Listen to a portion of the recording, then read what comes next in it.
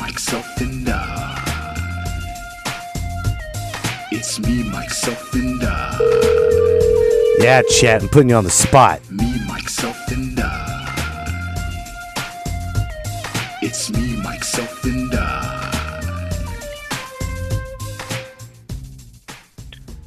Welcome to the Me, Myself, and I show, starring Mike Betancourt. It's going to be a good time today, everybody.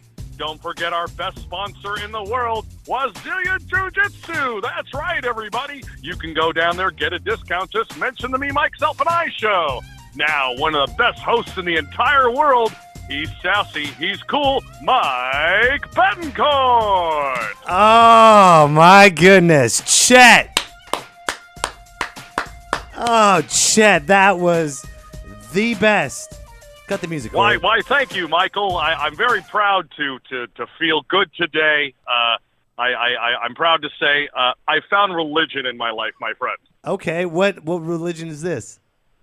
The Church of Hank. Church of Hank. Okay, so what is this Church of Hank? Well, it's absolutely, it's very well known in Iowa City. We don't drink.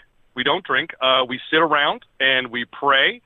And around midnight, we take all that awful aggression that is in our lives and we find stray dogs and punch them in the face. I think you need to go back. It's really magical and beautiful. I think you need It really is. You need to go back on the bottle. This is not, no. First What? of all, I don't like the way you're talking right now. You're clear and you're concise. Obviously, you don't understand.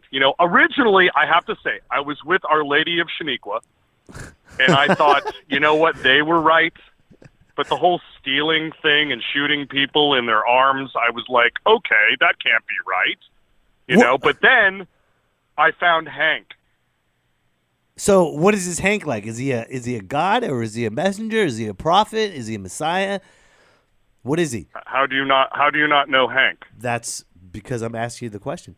I don't know. Maybe everybody knows Hank. Well, is that how you? What do you think? What do you think the H stands for in Jesus H Christ? Hank. Got it. Jesus Hank. It's his brother. Jesus. Oh, so Hank Christ. Hank Christ. Yeah, it's his brother. You mean Hang Christ or Hank Christ?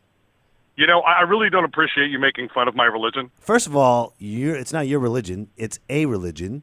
And second of all, you're not supposed to... Oh, no. My bad. It is my religion. What I do is... Oh, no. I don't drink anymore, but I smoke a shitload of meth. And then I become Hank. And then I chase the dogs myself. Okay. As long as you're still on drugs, then I'm okay with that. I think I might join this religion, too. All right. Wait. There's a dog. I got to go. Okay. Bye, Hank. Oh, my God. There is no hope.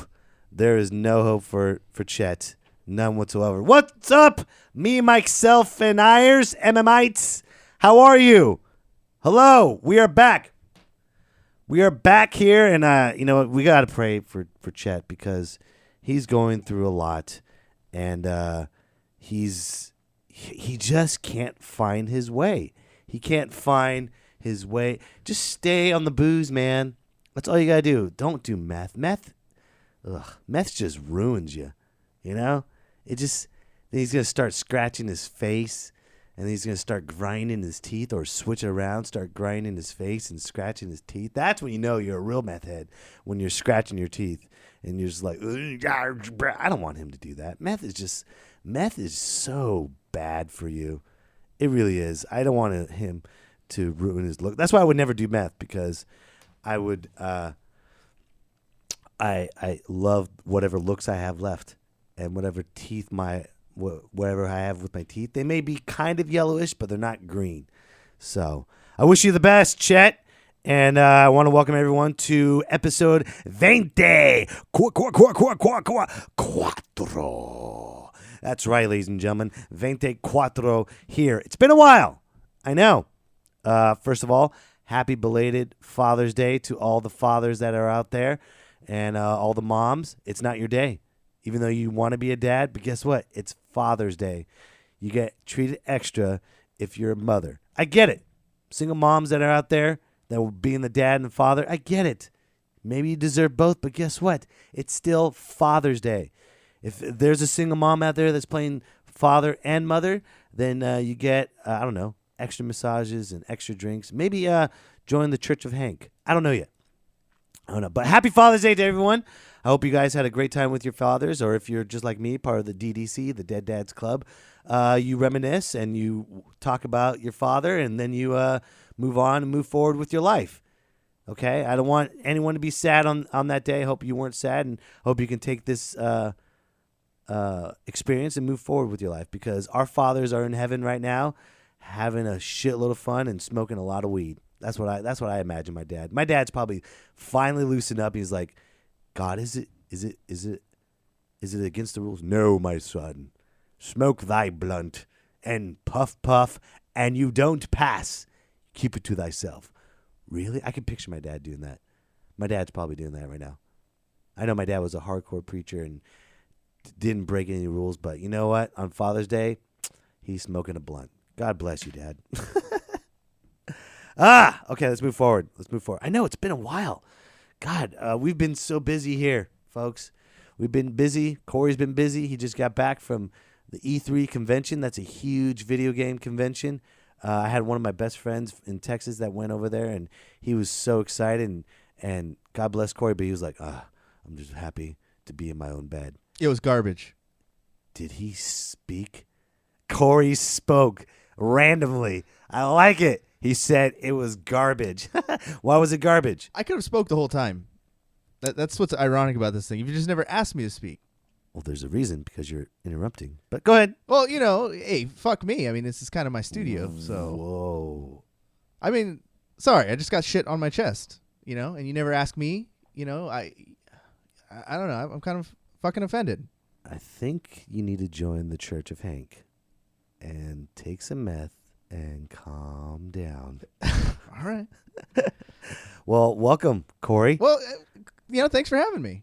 Awesome. I love your studio. I've had you on my show, and now, maybe I could be on yours. You're always on my show. Sorta. All the time. I mean, yes. I mean, I am a pillar of the show, but I've never actually, I got shit to say. Okay. Well, wait till next week. All right. Thank you. Well, we'll have Corey on our guest soon, folks. I know there's a lot. He's peeking out. He's like, I want to be on the show. I want to be on the show. I mean, hold on. Next week you'll talk. No, Relax. Calm down. All right. You put it. Okay. All right. Church of Hank.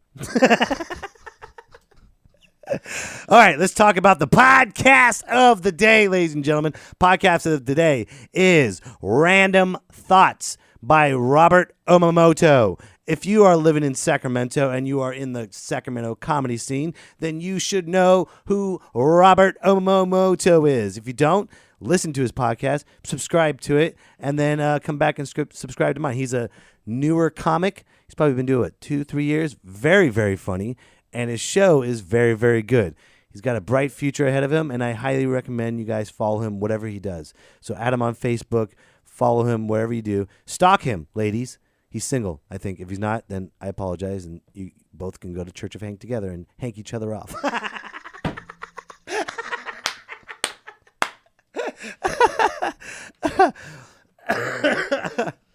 Hank each other off in the name of Jesus. Amen.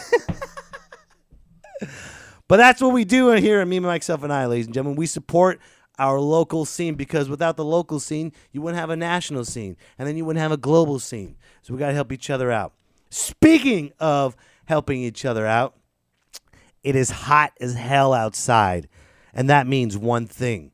H2 Homeless is back. That's right. If you don't know what H2 Homeless is, H2 Homeless started last year by Sam Bruno, another local comedian, and he just said, you know what, I want to start going to downtown Sacramento and hand out random waters to people that are homeless when it's hot. Give them ice. And we did that for a while, and now the records are getting hot again, and we decided we did it again. We did it last week, and we handed out over 500 bottles, a lot of snacks, tons of ice. It's very, very humbling to see homeless people go, "Hey, what's up, Waterman?" And they say, "I don't have anything. Can I just get that ice?" grabbing chunks of ice, wrapping it around their shirt, and just walking away with it, and just soaking it all up. It's very, very rewarding. And you don't have to wait for us. I know there's a bunch of comedians that are in charge. Myself, Sam Bruno, Damian Harmony, another local comedian, DJ Sandu. We all decided to make this happen. And Damian called me up the other week, and he said, let's do this. And I'm like, all right, let's go. And we did it. And we want to continue to push forward this H2 homeless movement. You can go anytime. Anytime it's hot. Anytime you see someone complain on Facebook or Twitter or whatever social media you see, oh my God, it's so hot. When you see their damn temperatures in the car, it's 110 degrees. It's so hot outside. It's so hot outside, but I'm in my air-conditioned car, or I'm complaining about the heat in my house. Hashtag it's hot. Quit being a pussy and go outside, bear the heat, and give water to the homeless. All right? You'll feel so much better. I'm telling you, we spent like almost 3 hours last week when it was like record breaking. It was like, what, 110? We were out there in the heat. We didn't drink any water until we were done with our shift. And that's the thing. If you join H2 Homeless, please do me a favor. Don't be taking random pictures. Don't be taking selfies with homeless people. This is Frank. He's homeless. Here's some water. Hashtag like. Don't do that, okay? Don't bring social media involved. Just make it an ongoing thing. I agree. But don't make it like so you can get a ton of likes on your Facebook page, okay? Just go out there, give them water, and word gets around. You would not believe how much gossip homeless people have. They have all the time. They knew about us. They knew they could have ambushed us, stabbed us with a bunch of meth head syringe, and take our water away, but they didn't, because we respected them. We went on their turf, and we asked if they wanted some water, and they were very gracious and thankful. So we're going to be doing more of that. Let's make this a big movement. I already said that, but let's make it globally. I mean, goddamn, there's so much shit wrong with this world.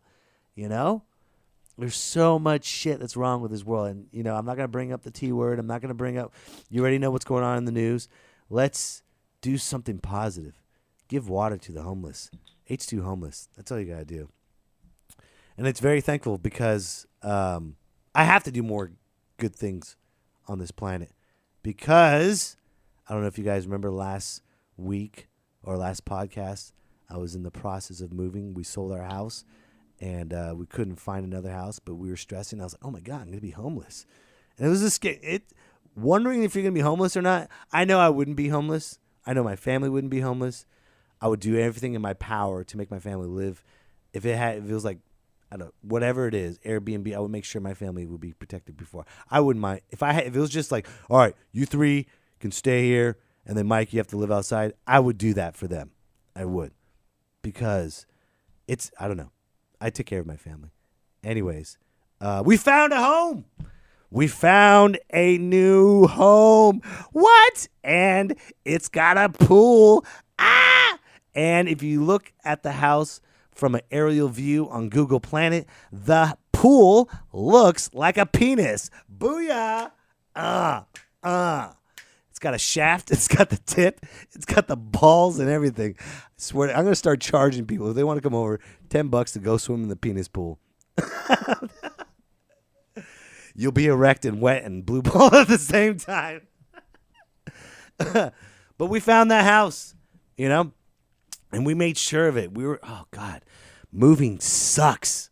The whole process of moving. I know this is first world problems, but whatever. We're living in first world right now, and it fucking sucks. It sucks. It's like your old house is not your house anymore. Then you got to deal with... Oh, I'll tell you one thing. Hold on. I'll tell you this one thing. Talk about God testing my patience. I'll tell you that. Because we had a house inspection on our old house because the buyers wanted to make sure everything was lined up and ready to go. And I showed up to the house because we couldn't be there during the inspection. And we had a broken garage door opener. So I had to unlock it from outside and lift up the garage. and the inspector was there. And I was like, hey, I'm just going to leave this key right here so you can just lock up when you're done. And he looked at me straight in the eye. He's like, yeah, I'm not going to do that. I was like, you're not going to do what? He's like, yeah, I'm not going to lock it. I'm just going to leave it open. I said, you're going to leave the garage door open? He's like, yeah, I'll forget. And I'm not going to do it. And I was like, okay, I'll be back. Just call me when you're done. He's like, yeah, I'm not going to call you. Maybe you can just check in with your realtor. This guy was being a dick, a complete ass. And I was so furious inside, but the first thing I thought of, I was like, I'm not going to get in a fight with an inspector. I'm really not. Because he could have fucked the inspection up. Oh, there's dust on the ceiling. You know what that means? There's something wrong with the roof. You have to replace the whole roof. So remember this, folks. If you are moving and you have an asshole inspector, just be nice. Whatever. He's like a failed comic that runs a comedy club. That's what he's like. He's a dick. He doesn't like what you're doing. And he will never, ever appreciate. Trust me. Right, comedians? We've dealt with a bunch of failed comics that now own comedy clubs. I know one. You're not funny enough. You're not smart enough. And you can't perform at this club. Blah, blah, blah. I've heard that.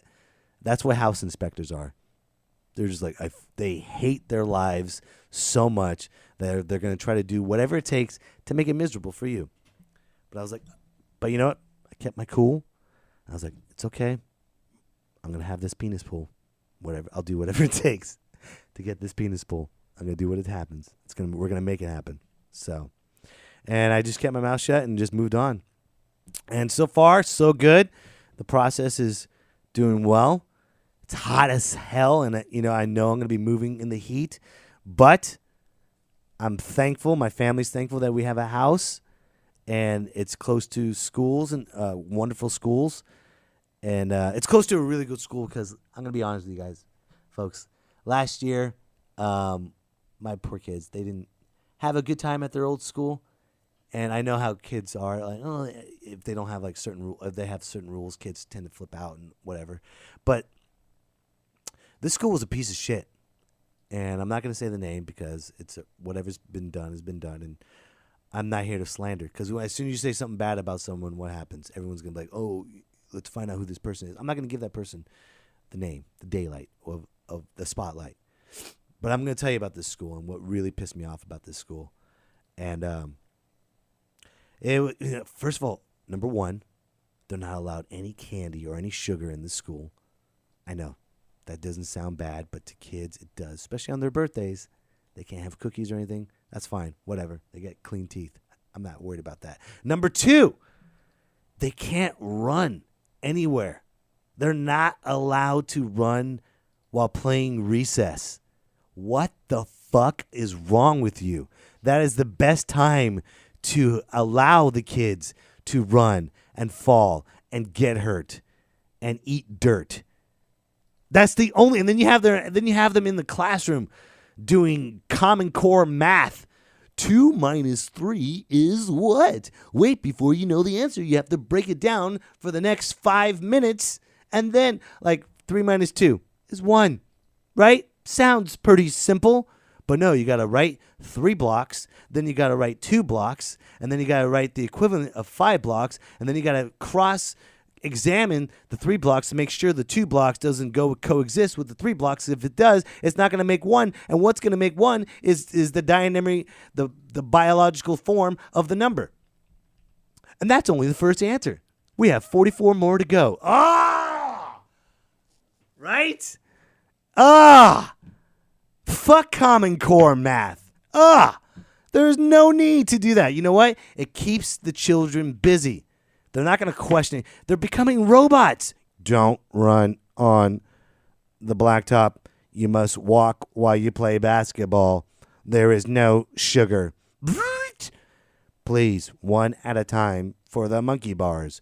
Remember monkey war fights? I don't know about you, but when I was a kid, I would have a lot of fights on the monkey bars. I'll be going one way and this other person would be going in the same direction, and we try to kick each other off the monkey bars. Does anybody remember that? Because I do. I'm still alive. I kicked some serious ass. That's what I did. But now it's like, do not have fun. do not interact with anyone but numbers. Question. He's asking a question. Shut it down. Shut it down. Free thought is illegal. It's George Orwell, 1984 or 85, 86, whatever. You know which one I'm talking about. The 80s book. You know which one. But, I couldn't stand that. And then here's the one that was this really pissed me off. And I strongly recommend everyone listening to this. Unfortunately, there was a crossing guard that got arrested right in front of our school during his time crossing kids across the street. All of a sudden, cops came over out of nowhere, swarmed him, arrested him, threw him in the car, and left. And the school really didn't say why. We had to figure out. And my wife and I, we went online to find out this person's name. And the name matched. Didn't have the picture at the time. So I looked at the picture, or I looked at the name, and I went to the principal. And unfortunately, this crossing guard was charged for lewd conducts with a 14-year-old. Had a bunch of child porn and a bunch of nasty shit on his computer, whatever it is. Thankfully, the 14-year-old didn't come to our school, and he didn't do anything else to other kids. But still, the 14-year-old has to go through therapy and has to deal with all that horrible crap. And I brought this attention to the principal. And I said, I kind of knew this guy. I kind of had a relationship with this guy. I knew who he was. I introduced him to my kids whenever we walked across the street. My kids were always respectful. They would say, hello, Mr. whatever. I'm not going to say his name. Hello. And then, he introduced me to his wife. He subscribed to this podcast. He came to his show. He brought his nephew. He brought his niece. He brought his wife over. I thought he was just like a normal human being, and then all of a sudden he gets arrested. And I brought this to the principal's attention, and she's like, well, thank you so much, Mr. Betancourt. We're gonna get at the bottom of this. We're going to figure this out. And I offered my assistance. I'm like, you know what? If you're afraid about being yelled at other parents or whatever it is, I'll be more than happy to share my story with you and with the school. We can have an assembly just for parents only. We can have the sheriff there. We can have whatever we can yell, we can scream, we can cry together, because this is a community. When you go to school, it's a community. Okay, we have to take care of each other. All the parents have to take care of their kids and other kids. That's the whole purpose of making it. That's the whole purpose of school. It's a social gathering on top of education. And for some reason, the principal was brushing me off about this. I reminded her again. She wouldn't answer. She gave me the runaround. So I said, screw it. And then I contacted the superintendent. They gave me the runaround again. And everything that I was trying to avoid came into fruition. It happened. Word got out that the principal wasn't helping out the school. Parents everywhere were pissed off. They were enraged online. It made it to the newspaper. It made it to the news. Everything that I told the principal, I'm like, look, you don't want to have pissed off parents. So let's do something about this. And I think the principal was afraid. The principal was afraid to stand up for the children's sake. Hello?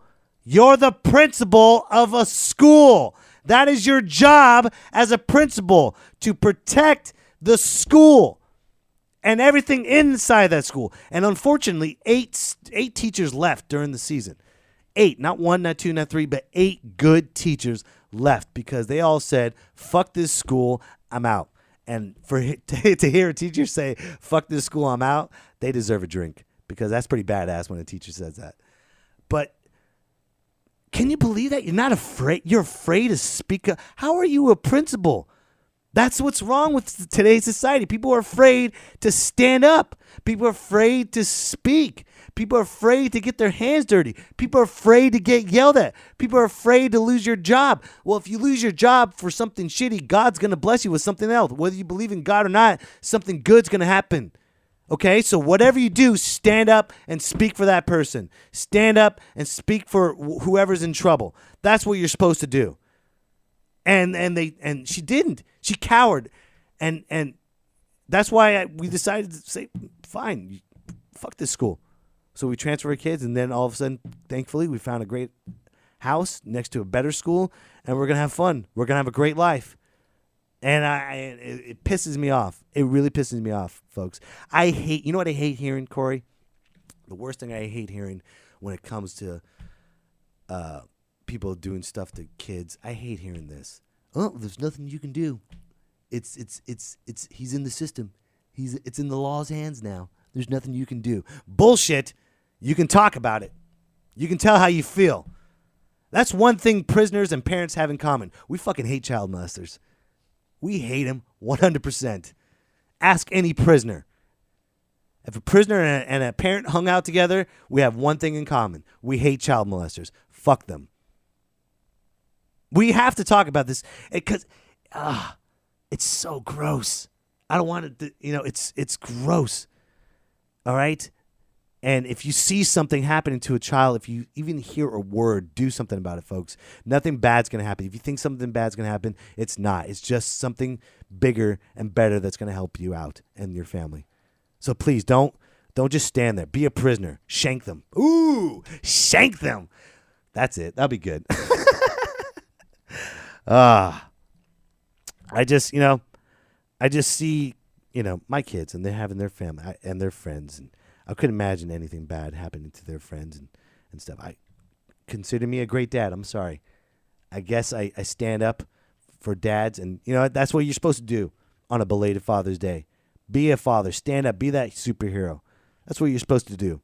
I have this great, awesome T-shirt, and I live by it. It says, Mike, the Incredible Dad, and it's got a picture of the Hulk on it. I'm like, yeah, that's who I am. Hulk smash! Because you do everything for your kids. And I see dads all the time. My kids, they play softball, and I see, oh, my God.